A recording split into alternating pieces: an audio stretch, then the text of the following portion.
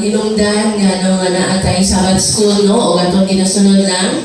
There is a reason nga dili gyud ta madasi o mamahimo ang tagyod nga kani siya nga dili siya makawang ng ato ang Sabado, ang ato ang mga pagtuon sa mga pulong sa Ginoo.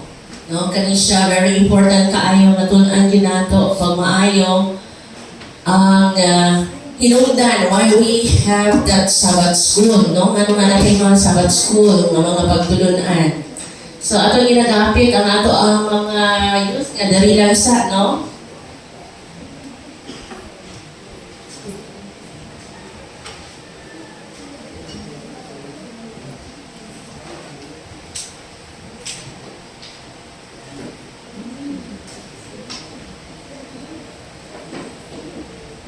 Okay, so dili pa ang ato ang pagtuon. Let's all kneel for a word of prayer.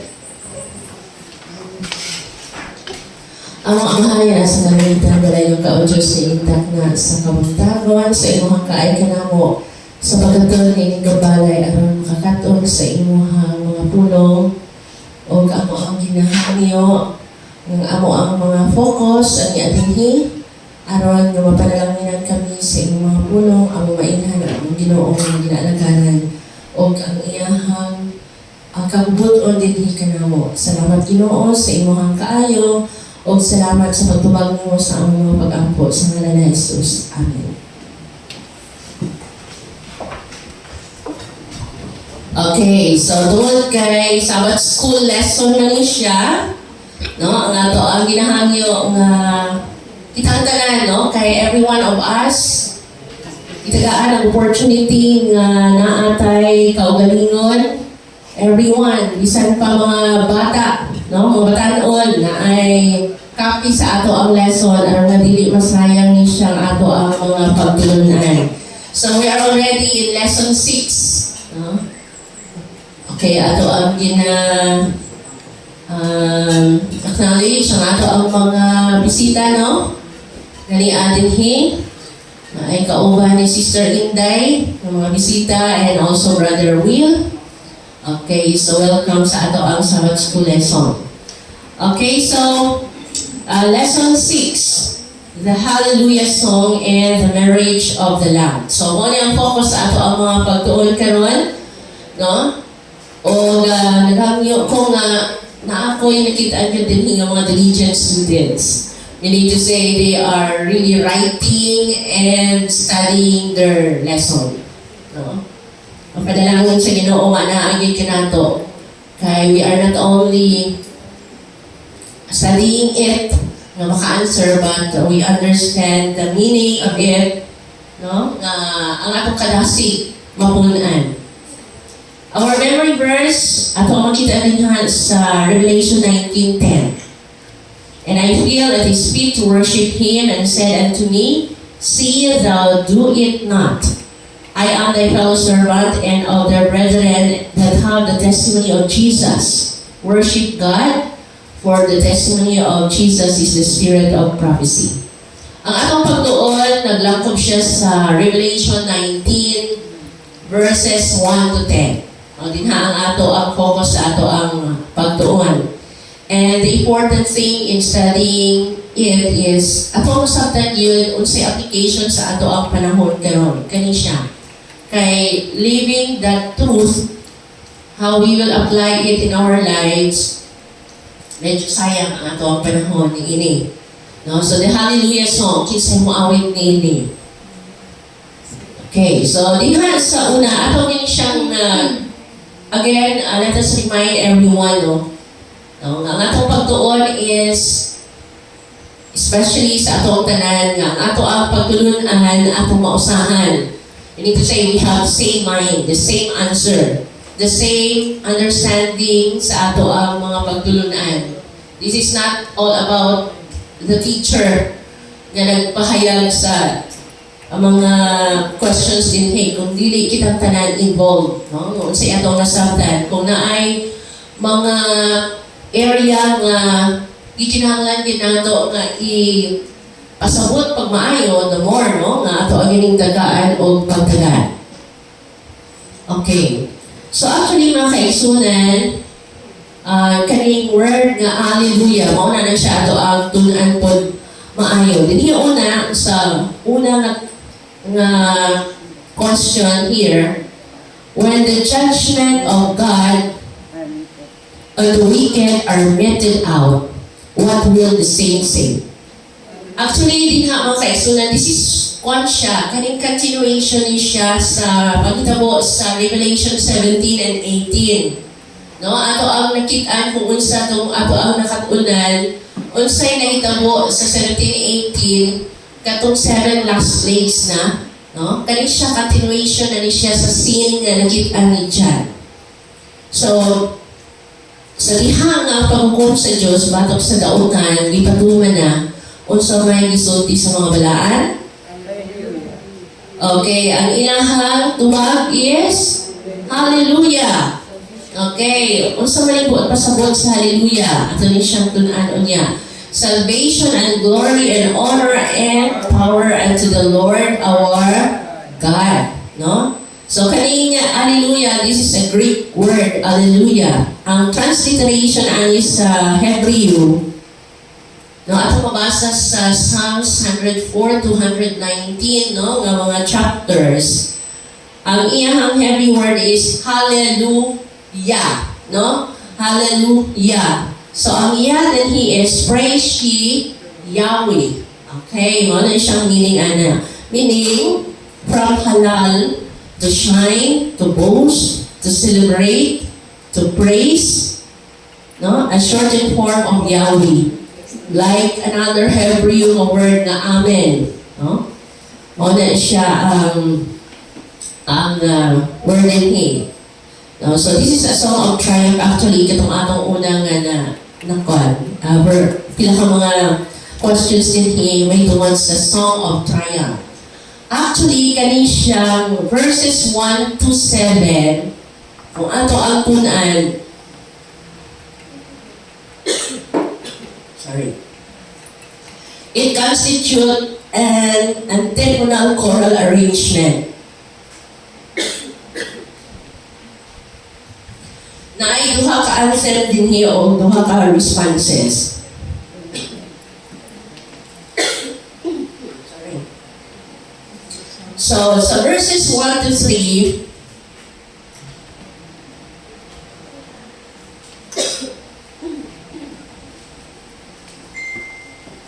na ay great voice from heaven, ngunit siya ang nag-lead sa anthem sa kanilang song.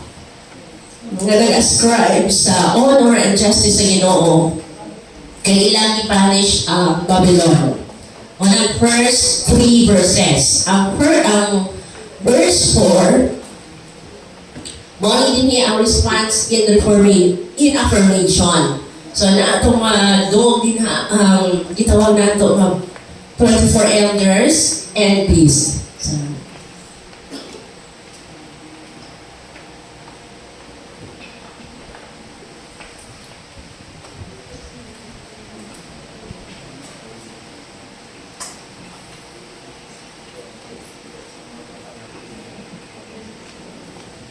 okay, again, kani siya verses 1 to 7 is 2 anthems and 2 responses. So, na yung mga involved in verses 6 to 7, so the entire universe na unite sa pagdalig sa Ginoo.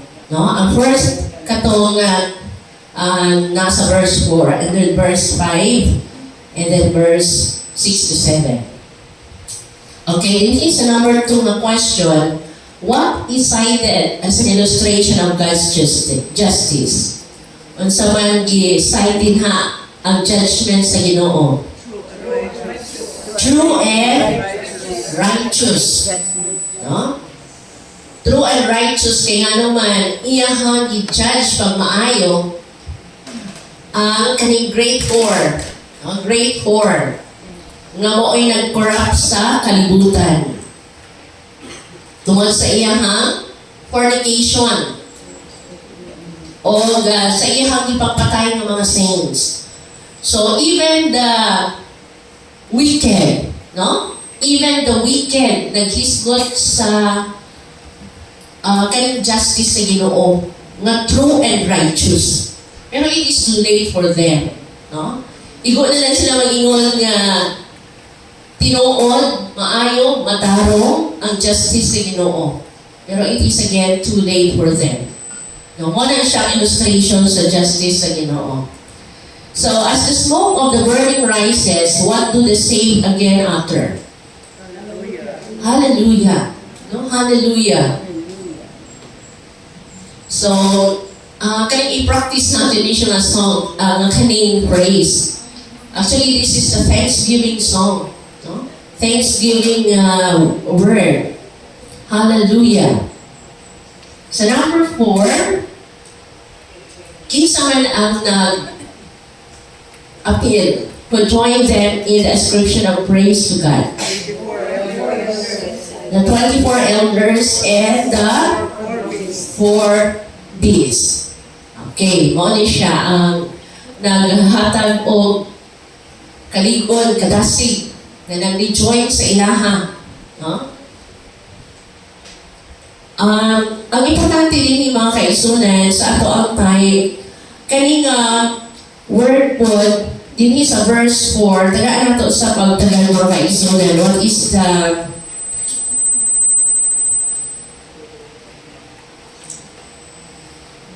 naadili nga gusto lang ako i-emphasize, not only katong mga 24 elders and the 4 beasts. Di nga ha, and the 4 and 20 elders and the 4 beasts fell down and worshiped God that sat on the throne, saying, Amen. Hallelujah. No? So ato ay siyang natunan pagmaayong kaling sa ilahang manner nga nagsulti sila og Amen and Hallelujah. Unsang ilang gibuhat? They fell down and worship God. So unsa may kalabutan na siya sa ato ang panahon karon? Sa ato ang pagsimba karon, sa ato ang pag-worship karon. No? Na ato ang custom ang ato ang kaugalingon na when we say this song, this word in heaven, ato na siya nakatunan. Giingon gani nga heaven will start here. No? Sa ato eternity starts now. So kinahanglan kung unsang ato ang nga buhaton sa langit, ato ang buhaton ra karon. No, ang gibuhat sa 24 elders, they fell down and worship Him. Kinuha din his Review and Herald. No, kanang ikotlo din siya sa Review and Herald. In these perilous times, those who profess to be God's commandments-keeping people should guard against the tendency to lose the spirit of reverence and godly fear. So, ang ilahang pag-yukbo, no, feel down, pag-bow their knees, and then worship sa Ginoo, naadin ha ang espiritu sa reverence and godly fear.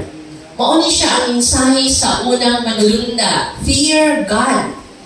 Naadin ha nakalangko ang itawag nga reverence. The scriptures teach them how to approach their Maker.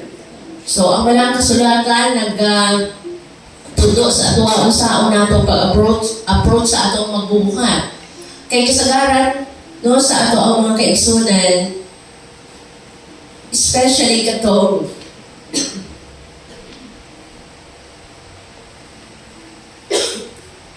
nahimong independent mga kaigsunan, ang issue nila is unsa gani ilang issue? Ganay kalabutan na ni reverence, paglukod. No, paglukod.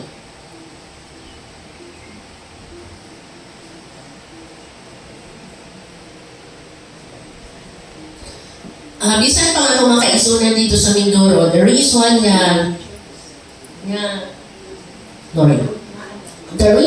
nung pahawa sila sa ilang iglesia, it's because they bow down every time mag-pray. Usually, anak mong God, no, ang mga pauna-una sa uban, this is offshoot. Offshoot na rin kayo nag-kneel down. Pero sa scripture, mauni siya ang itulo sa atuan how to approach our Maker. with humility and awe through faith in the divine mediator. So did not let man come on bended knee as subject of grace, a suppliant at the footstool of mercy. Thus, he is to testify that the whole soul, body, and spirit are in subjection to his Creator. So, ang nakasabot yun, nga nung mag-kneel down, it is because, isa na siya.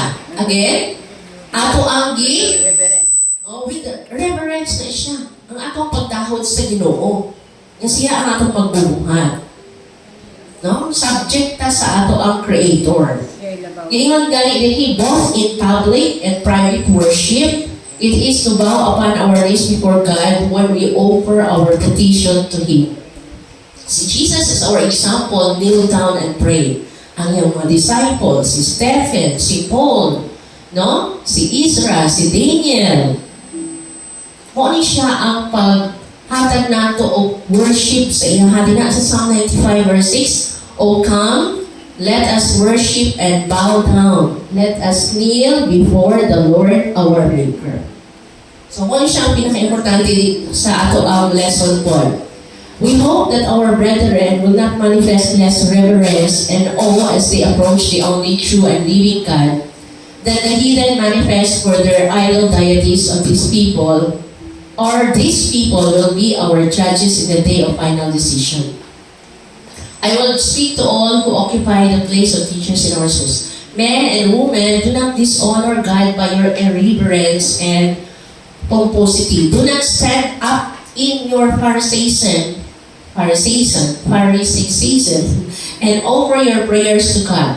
No, mga Pariseo, ampo sila, nakatindog. Mistrust your own strength. Depend not on it, but often bow down on your knees before God and worship Him. So, muna siya ang gihimo no, sa 24 elders and the 4 priests. Nga muna siyang ginatudlo po sa ato ang karon. And when you assemble to worship God, be sure and bow your knees before Him. Let this act testify that the whole soul, body, and spirit are in subjection to the Spirit of truth. So, muling importante yun natong samton. Kay, naamay mangutana, siguro kung makasimba ta sa ubang kaning simbahanan, mga kasimbahanan. And then, ato agad makita nga only sa divine service or portion ng po sa divine service nga maglukod. Pero again, ang ginatudlo sa Ginoo sa atuan aron nga masabtan nato nga that is an act of reverence kinahanglan gyud ta nga muluhod. Okay. Okay, so 24 elders and 4 priests nung nauna, no? Na nag-affirm sa ilahang pagpasalamat. Hallelujah. Okay, next is who are commanded to join in this song of praise. Kinsa po? All ye His servants and ye that fear Him, both small and great. Okay, so ang tanan, iawha. Katong na ay kahadlok sa iyaha. O ni siya foundation yun sa truth nga naa sa tuwa. Kaning kahadlok sa Ginoo. Reverence. Actually, naku, taas ni siyang subject.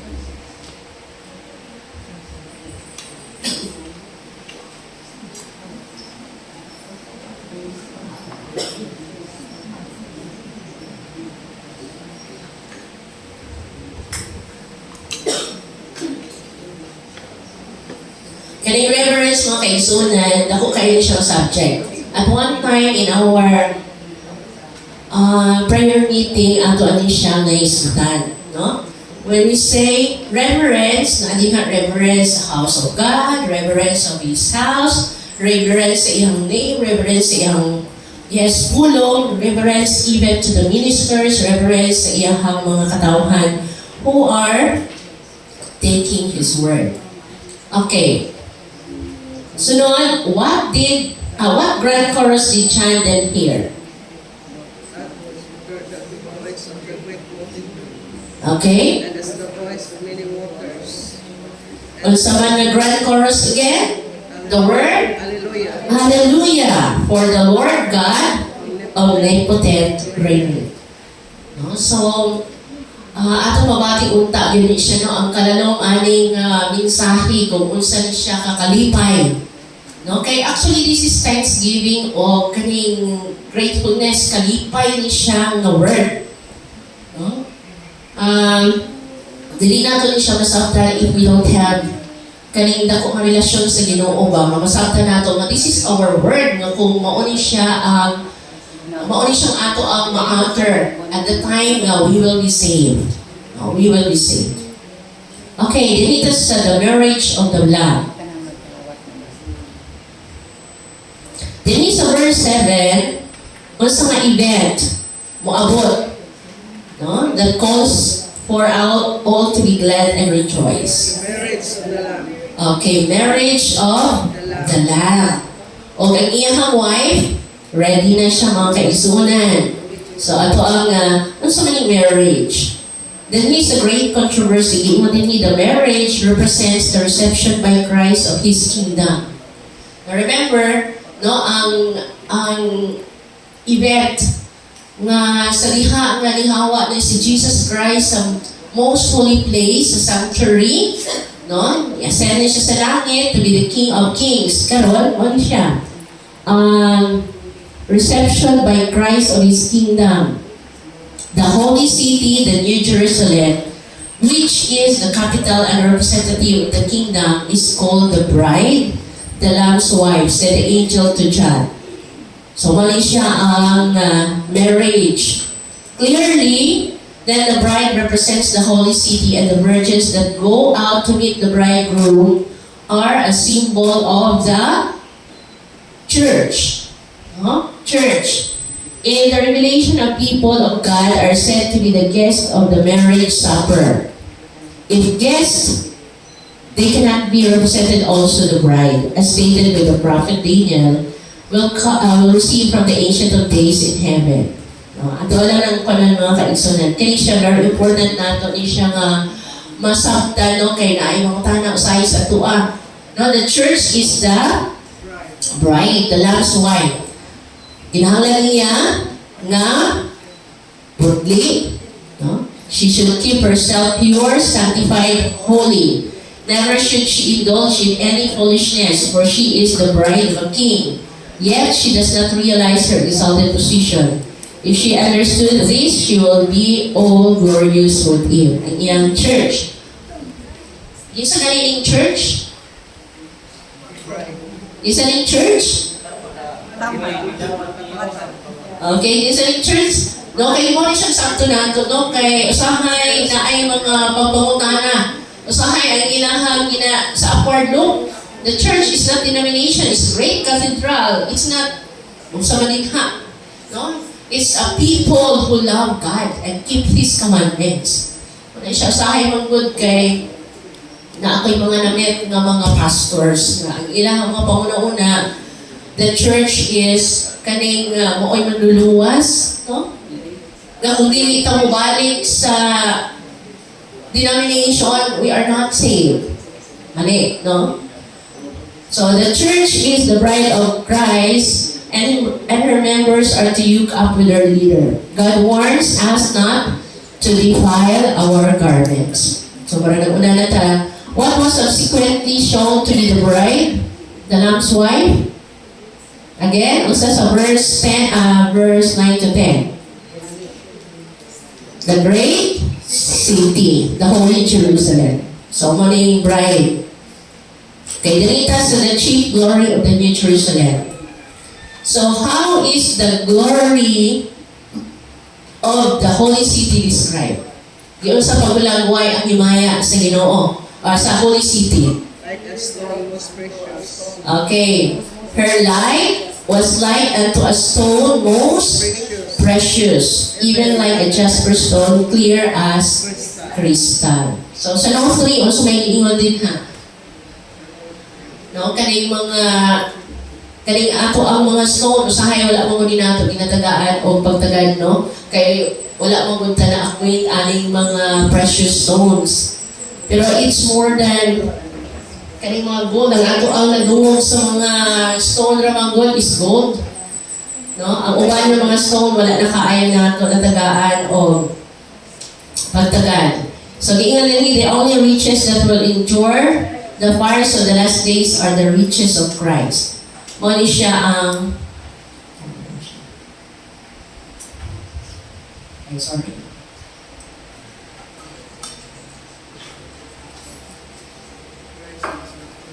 Inward or righteousness is siya mga kaigsunan. So, naadin ha sa verse, again, din sa verse 8, what is said of the adornment of the bride?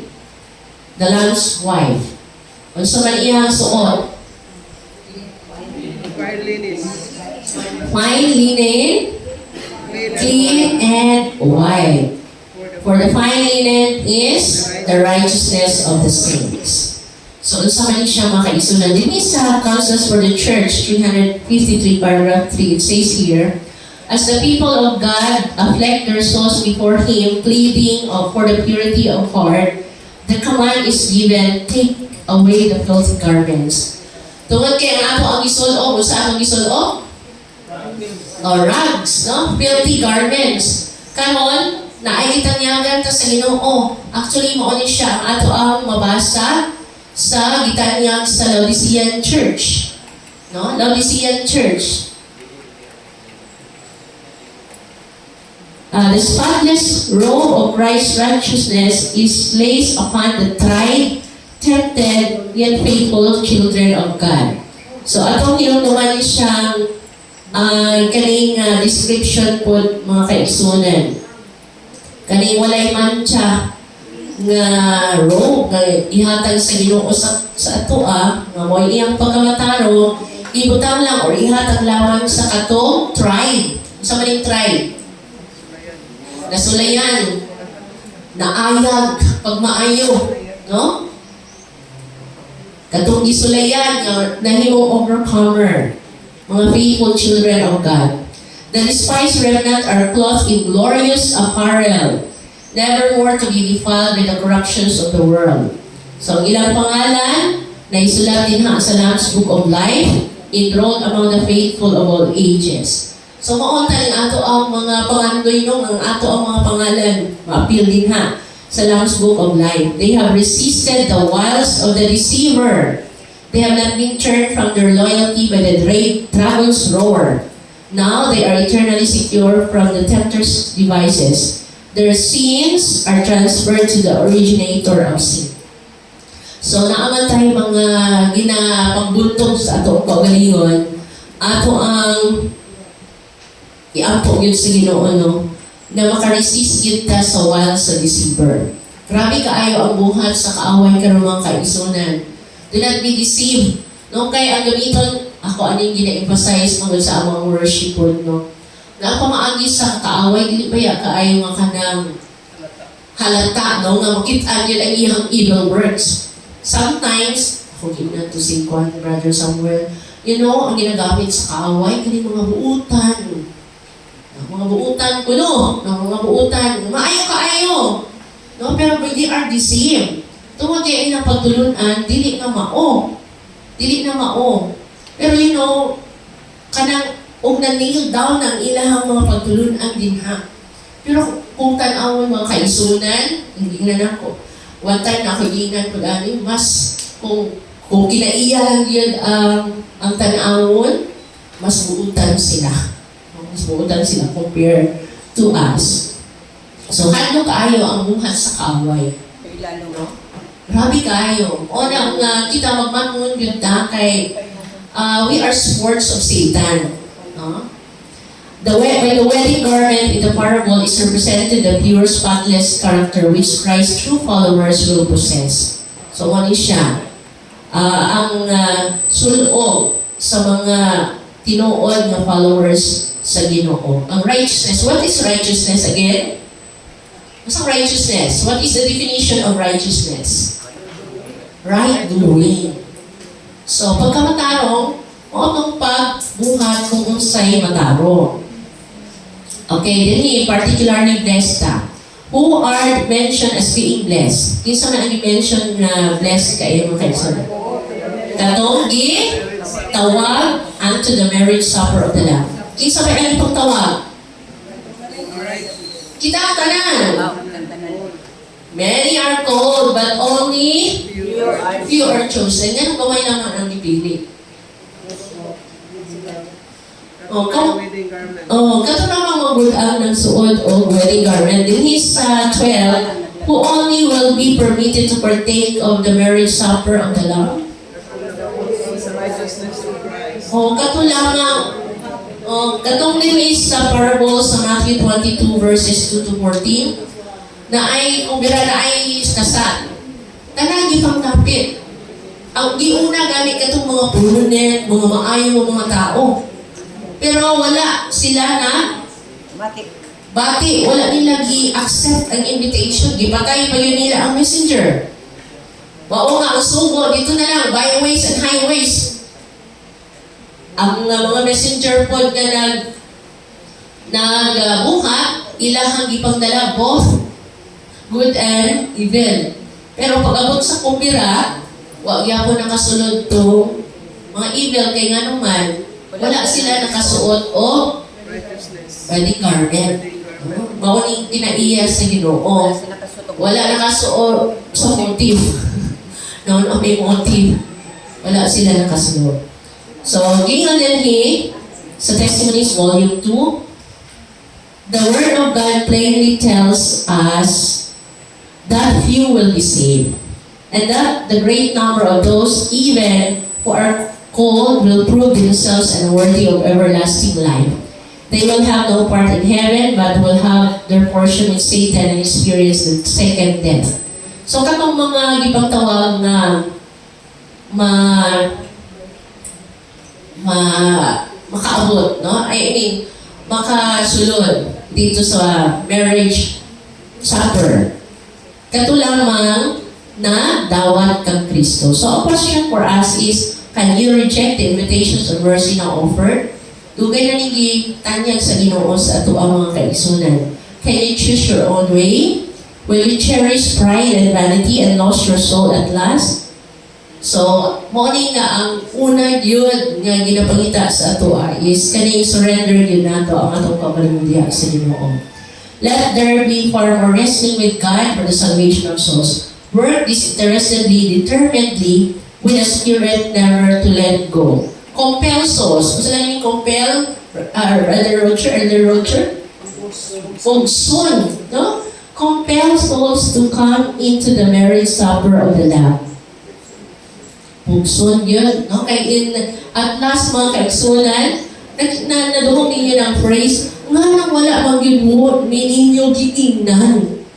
Ang ilahang gikuan ato, ang word nila is, dapat ipubos ninyo na musunod sa Lamb. No?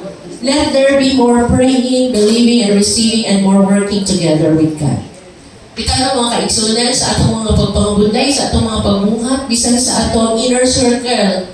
No? Una nga ato ang ginapasensyahan, kadang perseveringly nato nga ginabuhat sa ato ang sa atong family, especially. Ayun na pugos lang mo, no? Okay, kadyon lang. Okay. So, kung ang love is na ay isa siya marriage supper, si Satan na apoy banket. No, batayan na nato. No? Si Satan na apoy gitanyan. Tapos siya bangkiti. No? Din ha, Satan has been multiplying his snares in professed Christian or superficial in character and religious experience are used by the tempter as his decoys. These class are always ready for the gatherings, no, for pleasure or sport, and their influence attracts others.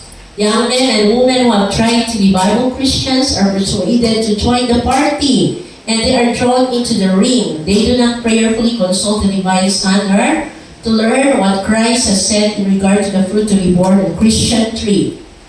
They do not discern that these entertainments are really Satan's banquet, prepared to keep souls from accepting the call to the marriage supper of the Lamb and preventing them from receiving the white robe of character, which is the righteousness of Christ. They become confused as to what it is right for them as Christians to do. They do not want to be thought singular and naturally inclined to follow the examples of others. Thus, they come under the influence of those who have never had the divine touch on heart or mind. So again, samtang ang invitation sa lambs atua ni Jesus Christ nga mukhang, no? Ang Satanas pod naapod siya bangkiting nga gi-offer. No? So, atong bantayan ni siya kay usahay maoni ang ginabuhat niya sa ato mas unahon nato ang party, mas unahon nato ang sports, mas unahon nato kaning mga kalibutanon nga mga entertainment. So that is where daw nga imbis nga modol ta mo accept ta sa invitation sa marriage supper dito na hinuon ta sa Satan's market. Okay. Okay, ato na lang balikan o niya no, katong mga naay mga sumpay o naay gusto nga ipaabot. John overcome with joy and gratitude. So how was John impressed with the revelation of these wonderful scenes and what did he attempt to do? So sa nakita ni John sa paghatag sa iya sa revelation, kung sa dahil iyang gibuhat, tungod ini, sa iyang gibuhat. Okay, fail at his feet to worship Him. No? Angay ba nga mautong iyang buhaton? Ha? Kinsa gani itong naghatag sa iyang impression? Angel Gabriel. Ha? Kinahanglan ba nga buhaton ito niya? Oh, dili. Okay, nga nina, how was he prevented? Before whom only should men bow down in worship? Ingon sa angel, ingon ni Gabriel, see thou do it not. Kaya nga naman, for I am your fellow servant. Bisan pang angel, mga kaisunan, pariha ang atong estado. No? When it comes to our kaning salvation sa atong mga buluhaton. Ito sa atong buluhaton, we are fellow servant. Parihata. No? Parihata. Kung dinha sa Matthew 4:10, dinha sa temptation ni Jesus, no? Ang Espiritu, nagdala sa iya dito sa kamingawan, and then Satan tempt him. No? Nga worship, ipa-worship siya. Pero kung sa kanyang gingon, thou shalt worship the Lord thy God, and Him only shalt thou serve. So, kinsa daw ang ato ang i-worship lang? Ang Ginoo lang yun. So, dili pwede nga magluhod. Luhod ng ito niya. Ibuhat, no? Oh, luhod. Bow down. So, ang Ginoo lang yun. Dapat ang ato ang serbihan. So, mo siya din ha. Sa number 15, actually, mo siya ang iyang tuba. How does the angel express the relationship of angels to men? Sumpay siya mga kigsunan, I am thy fellow servant. Okay, last pa ni. What is the testimony of Jesus said to be? The spirit of prophecy. The spirit of Christ. No? So, mga pagbuhat nato, mga kaisunan, very important ni siya. So, kanina mga pagbuhat, we must follow the directions given through the spirit of prophecy. We must love and obey the truth for this time. This will save us from accepting strong delusions. God has spoken to us through His Word. He has spoken to us through the testimonies to the church and through the books that have helped to make plain our present duty and the positions we should now occupy. The warnings that have been given, line upon line, precept upon precept, should be heeded. If we disregard them, what excuse can we offer? So, ano yung spirit of prophecy, mga kaisunan, na ihatag sa Ginoo? Diha kang dyan. Na up to now, no, kani siya nga mga kamatuuran, i-magnify sa Ginoo. Through our prophets. Morning, kung kita lang magmatngon, makahimo nga kita sa mag-i-appeal aning mga ranks, kaning mga grupo, who can say hallelujah. So, atong bation ni siya kung unsa ni siya ka-importante. Kung unsa ni siya ang iyang naghihatag ka natong tanan. Okay, uban nga mga papalasig ani asa nga mga punto. Okay, Elder. Atong panugsyon katong pong-serve them to come in. Pagkawan po sa sila sa pag-pugsod. Pagkawan po ng pugsod sa Bisaya mga dire, i-explain din sa unan. According to Ellen G. White, the priest compelled them to come in from the parable of the great shepherd in Luke 14:23 does not mean using physical force. Wala na rin kasabot, gamit na ito ang physical na usok, religious persecution, or coercion of conscience, or torture. Instead, in her book's Christ's Object Lesson, she explains that it denotes the overwhelming power of love, earnest entreaty, and convincing argument. A meaning, according to the White, no physical force. The gospel of Christ never employs human force, torture, or civil law to compel a person's religious choices. God never violates human free will or forces the conscience. The power of conviction, men are compelled through the presentation of clear, life-changing truths and powerful, loving appeals from God's word that touch the heart. Overcoming visitations with kindness. Outcasts, the poor, and the doubting often feel unworthy to come to God. The compelling is done by removing their fears, showing genuine Christian hospitality, and presenting Christ to bring sacrifice so persuasively that they feel welcome and drawn in. Okay, so ato ang nadungog ang definition sa compel. No? The government of God is not a government of force. No? Government of God is a government of love, not force. Kung pwersa na gani, kung persecute na, dili na siya mao. No? Compelling ang giingon sa Ginoo. Kung dili with hospitality, with genuineness, atong mapakita sa ila. Wala ka ng fear gani. Ang fear, duha mo ko yung connotation. It's either kaning negative o positive. Wala pa is galing siya sa kaning sticker na gaingon nga kanang fear gani. Na mga sticker ako ang nakon. No fear. So galing siya na ginakuan fear na. Not to fear. Kanang sa mga sticker na ginabutang sa mga motor. No fear. No fear. I don't know kung sino yung ana sa ilaha. Pero ang brand na siya.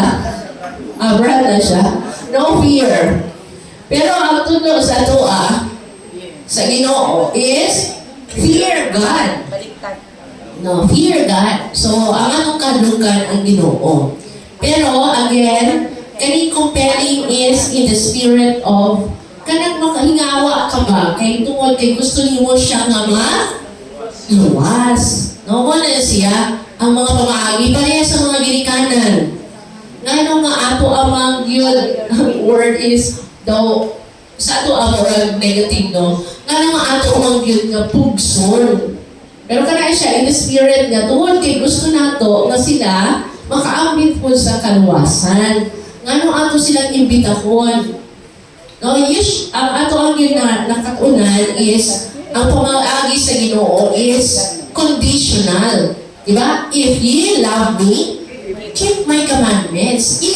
Kung naigugma lang mo kaniya, wala'y pinugsanay. No? Pero kita, ang ato ang action mong God, no, yung nga pinugsanay, actually, I don't know sa mga parents, gini mo na ninyo is because you love them. Tungod kay gusto nato nga ma-appeal po sila sa kaluwasan. Pero again, ipaymunuan ta in the spirit of love. No? In the spirit of meekness. No, mo na siya ang ato ang ibutang sa atong una-una. Okay, unsa pa nga mga bahin din nga gusto nato nga kana wala nato na sabtan nga gusto nato i-check.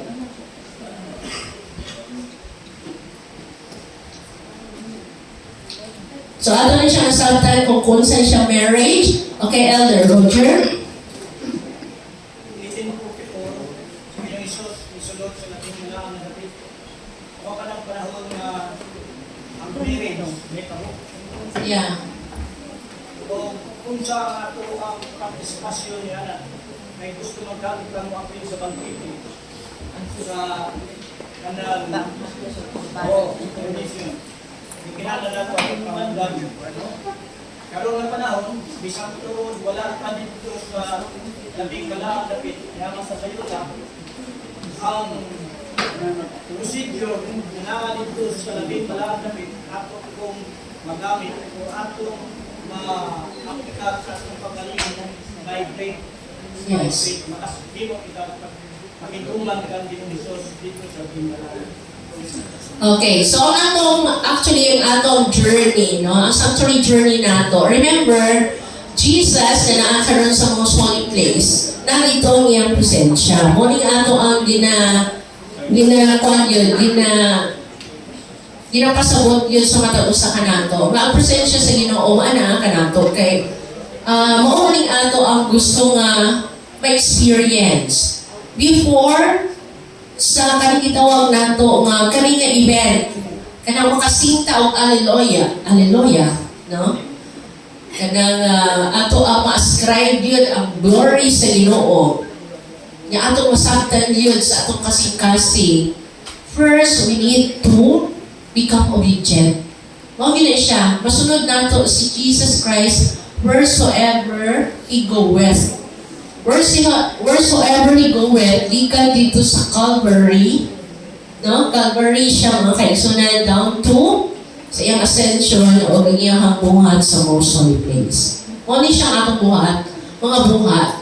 So kung masaktan nato again sa matag kanang importante ba, you know, ang atong Christian life, mahimo siyang boring, mahimo siyang mura wala kasabot, mahimo ta nga ato ang condition is lukewarm. It is because wala tayong true relationship sa ato ang Ginoo. Wala nato siyang gisunod. But then again, kung ato siyang gisunod, there will be wonderful things, no? Na mahitabo sa ato bisan unsa pa nga temptation, bisan unsa pa nga trials, we will stand firmly and perseveringly, no? Kaya naman, ang kingdom sa Ginoo ihatag lamang niya sa mga mahulata. Malaw tayo. Malaho tayo. Okay, malaho tayo mga kaisunan. Yun na siya. No, dili pa ni siya daghang pa kaayo taong we have different kaning levels of kaning trials mga kaisunan. No, lahi-lahi. The more we know the truth, the more we will be tested kung unsa yung takaligod anak ng mga pagtulungan. Pero kung wala tayo natunan, unsa may i-test sa ato Di ba? Unsa may i-test sa ato if we are already in the world. O yan ang pinaka-importante nga atong subject. Kung na siya common sense na usahay. No? Unsa pa may i-test sa ato kung we are already in the world. O na may tangan nga wala man ko i-test nga hindi man ako na-experience ang iyang experience. It is because, you know, the only way to rekindle persecution is to stand what is right. And the reason why Jesus and His disciples, ipapatay sila mga kaigsunan, is because they stand for the right. And that will be our text also. So, dako pa rin siya nga ato ang journey mga kaigsunan. Again, the final events, atag ka na ito o vivid description kung unsay may tabo. So, hinaot ko we are blessed, no? Kaya na dito, pilahan. Talagang salamat.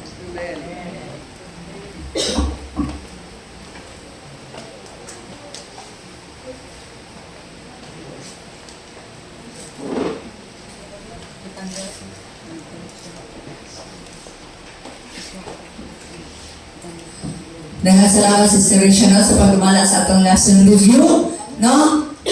Kabalo ko nga nasabtan nato tanan kay maayo din ang pagkasaysay, no?